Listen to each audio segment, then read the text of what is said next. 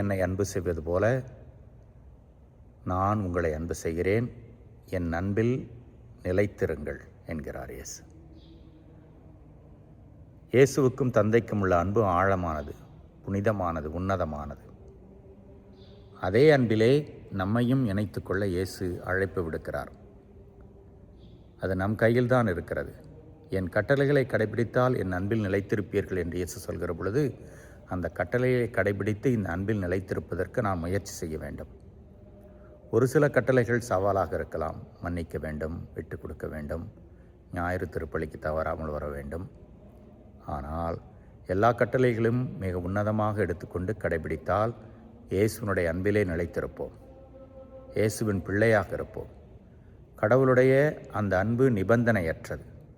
நிபந்தனையற்ற அன்பிலே நாம் இருப்பது போல ஏற்றுக்கொண்டு பல்வேறு வரங்களை நமக்கு தருகிறார். அந்த வரங்களை எல்லாம் பெற்றுக்கொண்டு கடவுளுடைய பிள்ளையாக இருப்போம், இயேசுவின் அன்பிலே நிலைத்திருப்போம். என் மகிழ்ச்சி உங்களில் நிறைவுள்ளதாகும் என்கிறார் இயேசு.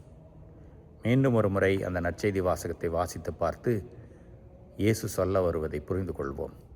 அந்த வாசகத்தை அசை போட்டு அது நம்மிலே செயல்படுத்தப்படுகிறதா என்பதை யோசித்து பார்ப்போம். இறைவன் என்னென்னும் வாழ்த்து பெறுவாராக.